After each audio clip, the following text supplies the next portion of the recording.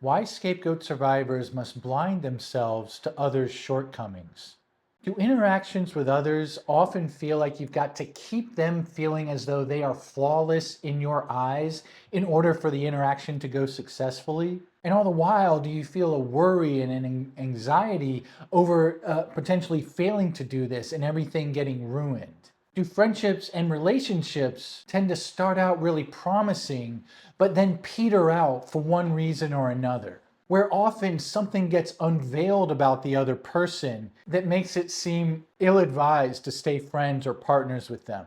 Many scapegoat survivors experience this and end up feeling like contact with others is stressful because it means always keeping the other person's self-esteem afloat at all costs. And what a scapegoat survivor has to be wary of in doing this are their honest perceptions and thoughts about the person, where honesty in this case is going to see the other person in a realistic way, not in an exclusively positive way. Knowing and even expressing such honest thoughts about the other person's, say, occasional shortcomings to you can be feared as an act of supreme destruction that the scapegoat survivor would be committing. An act of destruction towards the other person whom they ostensibly care about, and it can also feel as though it's an act of destruction against oneself.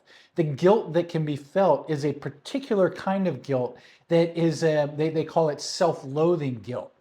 I think of it as a cross between guilt and shame, where to hypothetically express your honest thoughts about someone you're close to can induce a panicked level of guilt of sort of, what have I just done? I'm such a terrible person for having done such a cruel thing to this person I care about. And of course, a scapegoat survivor can well know that they're not committing such an act of, omnipotent destructiveness, yet the feelings can very much scream otherwise. So scapegoat survivors often have to live with a psychological blindfold on, lest they see and know what they don't like or what doesn't feel good in their relationships and friendships. Well, in today's video, I want to discuss how and why the scapegoat child, then the scapegoat survivor, is only allowed to see what's positive in other people. And then I'm going to talk about how this rule makes it hard to know who's really a safe person to get close to today and who's not. And finally, I'll talk about the process of learning how it's now safe to know, see, and in certain relationships and friendships, express all of what other people present to you. And here's a hint towards that. The safety lies in knowing that both you and the other person can now survive such knowledge. With a narcissistic parent, such knowledge would puncture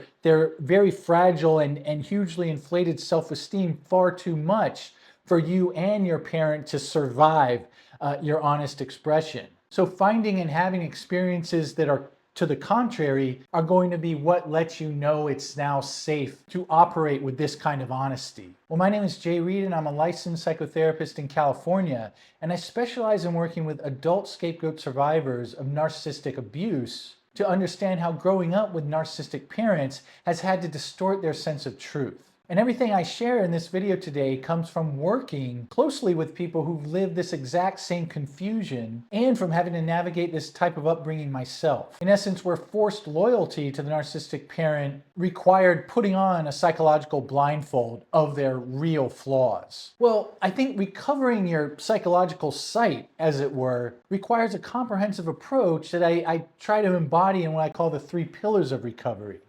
Pillar number 1 is to make sense of the narcissistic abuse that happened so that you know it was not your fault. Pillar number 2 is to gain distance from narcissistically abusive people today and closeness to safe people. And pillar number 3 is to live in defiance of the narcissist rules. Together, these 3 pillars afford you new experiences that contradict the old rules you may have had to live by. With enough of such lived contradictions, you get to grow gradually convinced that it's now safe to live by your own rules. So why does a scapegoat child have to apply this psychological blindfold in the first place? Well, a narcissistic parent typically cannot stand anything from their child except admiration and obedience. A child under such a parent kind of quickly learns that their parent is very emotionally fragile and has to maintain a tight grip on the child and everything around them in order to feel emotionally intact. But of course, the child can't know nor express this because it would get in their way of delivering what the narcissistic parent insists on. And that is showing the parent admiration and obedience. And the reason for that is this: a child can't fake admiration and obedience and sort of, okay, fine, I'll do what you're telling me, but like murmur to themselves, this is BS or anything like that. No, in order for the narcissistic parent to sort of feel satisfied that they have the sufficient level of admiration and obedience, they can be exquisitely sensitive to whether the child is genuine in their shows of this admiration and obedience. So the onus upon the child is to, in essence, find a way to believe what they're selling to the parent in this regard. It's a terrible condition faced by the child because it really messes with their own sense of what's real and what's not, and what's safe to say about what's real and what's not. And the child is coerced into constantly showing admiration and obedience towards the narcissistic parent because the threat of not doing so is so grave.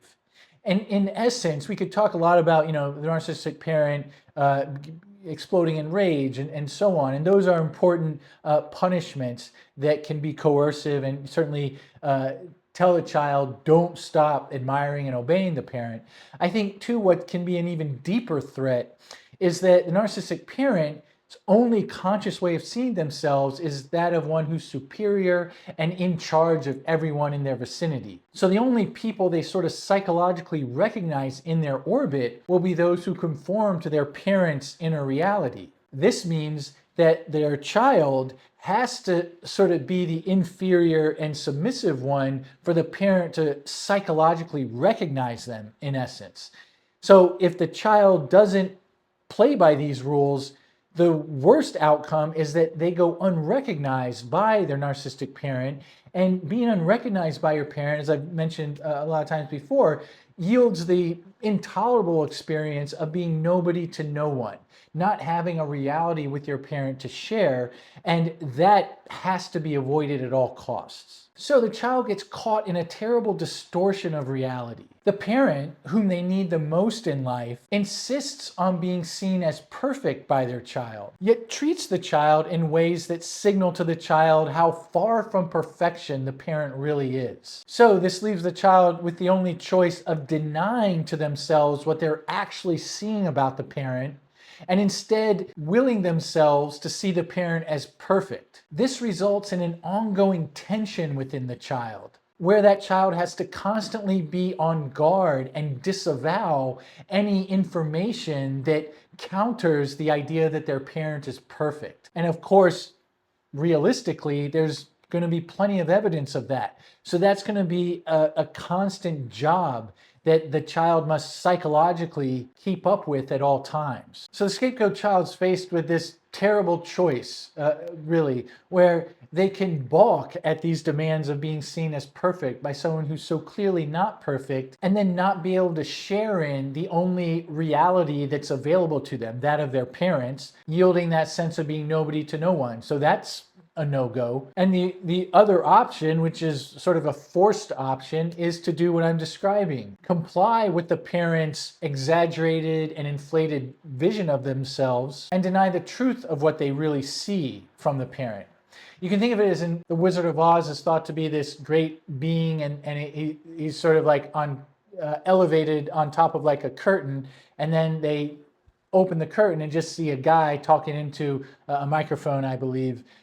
But to extend the analogy to what I'm talking about today, it'd be as if you unveiled the curtain, but then had to act as though the Wizard of Oz was a true wizard, not this guy talking into a microphone. The consequences of having to blindfold yourself in this manner are that it robs the scapegoat child, and later the scapegoat survivor, of being in full possession of themselves while close to other people. This is because when this is the kind of template you learn about what's necessary when you get close to someone else, you learn that relating to others requires you to tell yourself what you're seeing of them. And in this case, you've got to tell yourself that you're only seeing what's magnificent about the other person, nothing imperfect or fallible. And I say tell yourself what to see as opposed to just seeing what you see and allowing that to emerge in a psychologically uncensored way. This kind of mandate or rule prevents the scapegoat child and survivor from feeling like they get to be in possession of themselves while in contact with others. Because telling yourself what you have to see, it's sort of an act of inner domination of yourself, which is sort of an extension of the kind of domination that a narcissistic parent imposes upon a child. And the sort of subjective result for the scapegoat child and adult survivor can be feeling like you're getting bossed around internally when in interaction with others. That you don't get to be in charge of yourself and free to say whatever comes out of you or what you notice when someone else is around. Can you relate to this feeling of having to walk around with a kind of psychological blindfold on so that you only see what's good in other people? Well, if so, then I encourage you to share your experience in the comments section below, because I think it can help other scapegoat survivors realize that they're not the only ones who learn to keep parts of their reality hidden in order to get through childhood. Well, what's needed to take the psychological blindfold off today?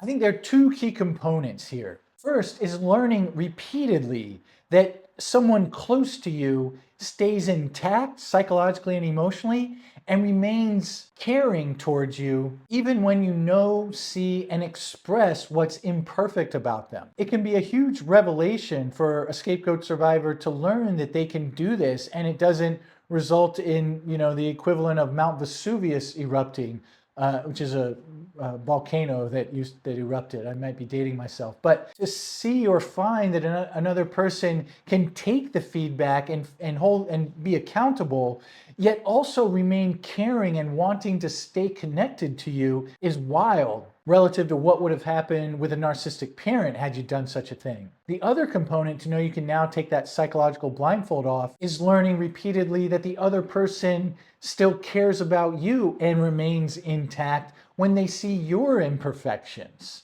or mistakes you may have made. This too can seem wild because in essence, this kind of forgiveness was never available to a scapegoat child. The reason these two components are so helpful to the scapegoat child and survivor is that now there's no longer a cliff you can fall off of in relationship if you say what's real and true to you.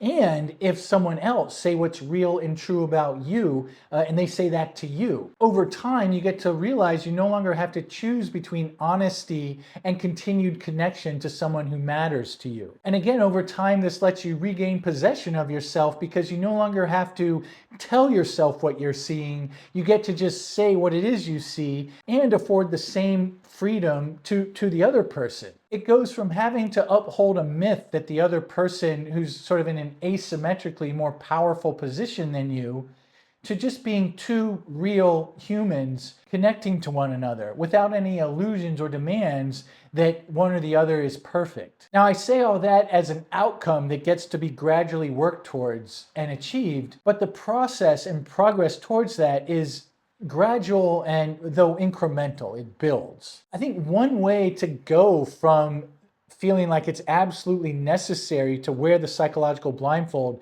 especially when you're getting close to others, is by participating in therapy, because it allows you to talk about what can feel so scary about knowing, seeing, and saying what's imperfect about other people in your life. And there's kind of a useful guinea pig in the form of the therapist, him or herself, where over time after meetings, experiment with, say, talking about what it is you don't like about, what's going on in the therapy, not just about what's been helpful. Now, this is going to be difficult because it amounts to doing what in the past would have led to a very traumatic outcome. Well, let me give you an anonymized case example to illustrate both how this person came to develop and wear this psychological blindfold and how they worked in therapy to remove it. Ty was a 42-year-old mother of 3 and a wife to her husband.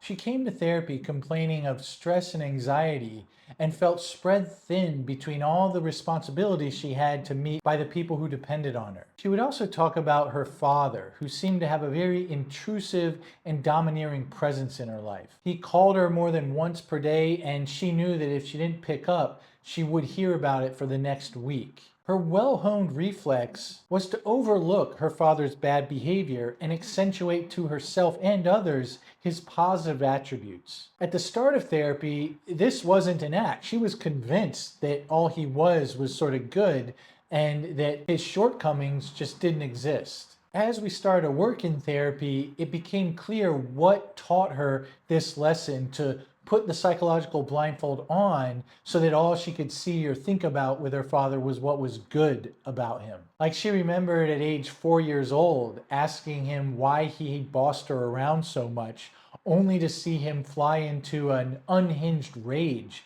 where he was turning red in the face, screaming at her that she just didn't appreciate all that he did for her and was such a little ingrate. Her mind and body processed in this moment that her father was extremely fragile and that the slightest thing she said that didn't go along with his expectations to be admired and obeyed at all times could send him into this terrifying rage. She concluded that she held this destructive power within her that would get unleashed if she was honest about what she saw in the people in her life. This made relationships feel very hard for Kai. She found it so difficult to stay connected to herself while being close to others. Closeness grew to mean that she had to tell herself what to see. To get close to someone else meant she had to tell herself what she was seeing in that person. And that resulted in a loss of possession of herself as she got closer to others because she couldn't just let her natural reactions emerge and guide her. Of course, there were functional aspects to this somewhat tragic adaptation she had to make in that she was a very caring mother and wife. It was so easy for her to spring into action to meet the needs of others, all the while being invisible to herself. Her husband would sort of be able to take note of this. He'd tell her that he wanted to know more about her, and he would sometimes experience her to be distant. And on one occasion, he talked about wanting to hear when she didn't agree with him because that would let him feel like he knew more where she stood and actually allow him to feel closer to her. Her husband's approach in this manner helped her access what got in the way of her being able to tell him what she liked and didn't like. And together they decided it would be helpful to seek therapy. And so she sought and found a therapist and started in the first session. And she talked about how easy it was to see what was good in other people and how dreadful it felt to consider saying what she didn't like about people in her life or how they were acting or behaving. And her therapist didn't offer advice nor speak a great deal in their initial sessions. He knew it was important to give her space to attend to herself and think about herself in the therapy session, and he avoided saying too much so that she didn't, in this initial way, feel compelled to abandon thinking and attending about herself to show appreciation for what he might say or offer to her. That seemed to be a very well-honed reflex for Kai. Kai had learned early on that she couldn't take another's interest in her for granted as she then went on and explored herself and her own life. Her father's needs and demands on her growing up forbade that. And initially for Kai, this felt like her therapist just wasn't offering her very much. And she'd even tell him and try to get him to offer her more guidance. And the truth was she felt disoriented, didn't sort of know what to do if he wasn't in one way or another saying what she should or shouldn't do. Her therapist would empathize with her need to hear more from him, but always would stop short from actually saying something along these lines. This let Kai feel less alone in this need for him to jump in and steer the therapy, while also affording her the space to stay with her own experience. And as she did this and time elapsed week after week, turning towards herself and staying with her own experience grew to feel less anxiety-provoking and even began to feel like a place she more wanted to be. And as she stayed connected to herself in the session, she grew more aware of all that she was seeing from the people in her life, including her therapist. She started by talking about some of the things that happened in her marriage that she didn't particularly care for. Like she talked about how her husband would make conclusions about behaviors she might have And then without checking them out with Kai, and this could lead to conflict between them. Like if she were tired after a long day of taking care of the kids and making dinner and so forth, on occasion he would conclude that she didn't want to hang out with him. And then he'd withdraw and she'd be left guessing as to what he was upset about. And typically she'd feel like it would be her fault and try to guess and make it up to him for whatever it might be. Now she talked to her therapist about how frustrating these scenarios were and how unfair it seemed that her husband would so easily lose faith in her affection for him. And eventually she was able to tell her husband this as well. He was able to take accountability for how this sort of private conclusion making and kind of storytelling to himself was having an adverse impact on Kai. With this experience under her belt, she went on to challenge the ways in which she had grown to only see her father as a positive influence in her life, and begin to talk about and register how she did not appreciate his intrusions into her life and implicit demands that she speak to him on the phone every day. Over the course of a multi-year treatment, she went on to set boundaries with him and explain that she had time to speak to him weekly, but no more. And that if he wasn't able to accept that, she could understand, but she couldn't have contact with him. Her father, much to her surprise, complied with this boundary. Kai learned that she could now safely see what she liked and didn't like in the people in her life and address what she didn't like with them without the kind of volcanic catastrophes that used to result when it was just her and her father growing up. Well, if you've had to hide parts of what you see in life and in people close to you just to ostensibly stay connected to them, then I want to talk about another resource that can help you undo this pattern. And that is the Breaking the Scapegoat Spell live online group class. It's an 8-week class that's limited to 10 participants who all identify as scapegoat survivors. And it teaches participants mind-body tools to recognize when you start filtering your perceptions to only include what's good about other people, and how to pause and interrupt that reflex to kind of put on the psychological blindfold and to stay in contact with your honest perceptions. Then you get paired with a partner whom you're with for the duration of the class, where you get to practice saying what's been true for you and is true for you today in your life. All of this affords an ongoing new experience and reinforcement that you're now safe to live without that blindfold on. And that can be one way in recovery from this form of abuse that life can grow to feel steady again, when your full awareness no longer threatens your safety, relationally speaking, and you can let yourself see things as they truly were and as they are now today. And you can find the link to the group class in the description box below or by clicking here. Also, if you survived childhood as the scapegoat to a narcissistic parent and are interested in a free resource to kind of kickstart recovery from it, then I encourage you to check out to my free ebook called 4 Ways to Heal for Adult Scapegoat Survivors. You can also find the link to that in the description box below or by clicking here. Well, today I talked about this key aspect of recovery that involves taking this psychological blindfold off so that eventually you get to know what you like and don't like about people in your life, which also informs your understanding and confidence in knowing who's safe versus who may not be in your life. And if you're interested in and would like a kind of more comprehensive overview of what the process of recovery looks like, then I invite you to check out this YouTube video I made called Recovery in Pictures for Scapegoat Survivors. Well, if you relate to this sense of the psychological blindfold, then I hope today's video was helpful in sort of naming it and also offering some ideas about the process of knowing it's now safe to undo it. And of course, I want to thank everyone for your continued participation and support of this channel and the resources around it. And I look forward to reading everyone's comments because it's just such a cool thing to see the community that's sort of built and continues to be built around these videos. And there's so many other places too on the web. So many other great content creators about the experience of the scapegoat child. And it's just, I think, awesome to see how that's now getting spoken about and the isolation and sort of invertedness of that experience in life getting to be dispelled for those who've had to live it. With that, I look forward to posting again next Friday. Take care.